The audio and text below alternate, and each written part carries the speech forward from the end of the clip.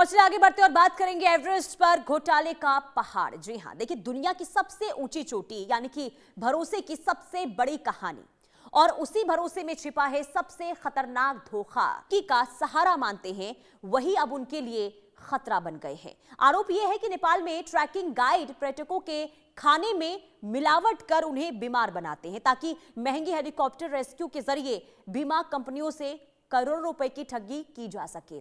यह सिर्फ धोखाधड़ी नहीं है बल्कि जान के साथ खेल भी हो रहा है, जहां हर कदम पर मौत और मुनाफे का खतरनाक गठजोड़ सामने आया है। रिपोर्ट देखिए।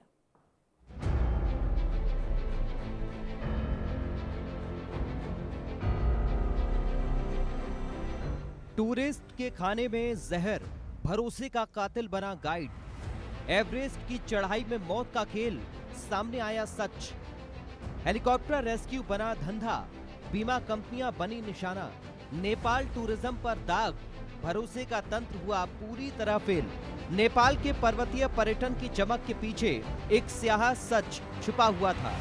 दुनिया भर से आने वाले पर्यटक ऊंचाइयों को जीतने का सपना लेकर यहाँ पहुँचते हैं, लेकिन इस सपने को कुछ लोगों ने कमाई का जरिया बना लिया। गाइड्स और एजेंसियों पर आरोप है कि उन्होंने भरोसे को हथियार बनाया। यात्रियों को ऐसी स्थिति में पहुंचाया जाता था जहां वे खुद को असहाय महसूस करें। पहाड़ों की कठिन परिस्थितियों और सीमित संसाधनों का फायदा उठाकर एक ऐसा माहौल तैयार किया जाता जहां पर्यटक जल्दी फैसला लेने को मजबूर हो जाएं, और वही फैसला इस पूरे खेल की शुरुआत बनता था जिस पर एक्शन हुआ है। इस तरह नेपाल में 32 लोगों पर संगठित अपराध और धोखाधड़ी के गंभीर मामले दर्ज हैं। करीब 190 करोड़ रुपए के बराबर बीमा घोटाले का बड़ा खुलासा सामने आया है। ट्रैकिंग कंपनियां, हेलीकॉप्टर ऑपरेटर, अस्पताल नेटवर्क इस स्कैम में शामिल पाए गए। अंतर्राष्ट्रीय बीमा कंपनियों से फर्जी क्लेम के जरिए करोड़ों की रकम वसूली गई। इस पूरे खेल का तरीका बेहद खतरनाक और सुनियोजित था। पर्यटकों के खाने में ऐसी चीजें मिलाई जाती जिससे उनकी तबीयत अचानक बिगड़ जाए। लक्षण ऐसे होते कि वो सामान्य बीमारी नहीं बल्कि गंभीर स्थिति लगे।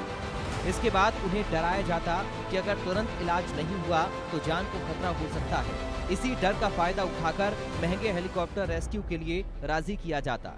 पूरी प्रक्रिया इतनी तेजी से होती कि पर्यटक सोचने का मौका ही नहीं पाता और एक बार हेलीकॉप्टर बुलाते ही खेल अपने अगले चरण में पहुंच जाता।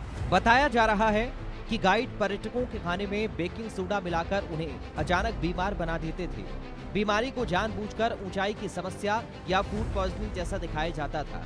पर्यटकों को डराकर तुरंत हेलीकॉप्टर रेस्क्यू के लिए मजबूर किया जाता था।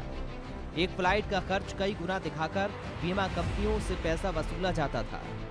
जांच में सामने आया कि ये सिर्फ गाइड्स तक सीमित नहीं था बल्कि एक पूरा नेटवर्क काम कर रहा था। हेलीकॉप्टर कंपनियां, अस्पताल और एजेंसियां मिलकर इस धोखाधड़ी को अंजाम दे रही थी। नकली मेडिकल रिपोर्ट, फर्जी डिस्चार्ज समरी और गलत दस्तावेजों के जरिए पूरे सिस्टम को धोखा दिया गया। यहाँ तक कि कुछ मामलों में मरीज वास्तव में बीमार ही नहीं थे, लेकिन कागजों में उन्हें गंभीर हालत में दिखाया गया।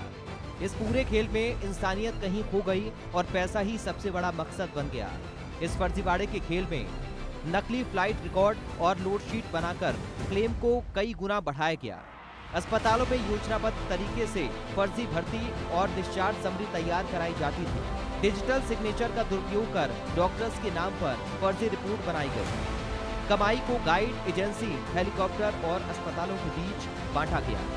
कुल मिलाकर अब सवाल सिर्फ एक घोटाले का नहीं बल्कि भरोसे के टूटने का है।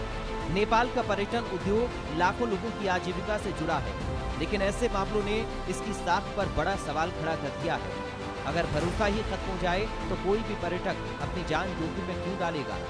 ये घटना चेतावनी है कि सिस्टम में पारदर्शिता और सख्ती कितनी जरूरी है, वरना ऊंचाइयों का सपना मौत का जाल बन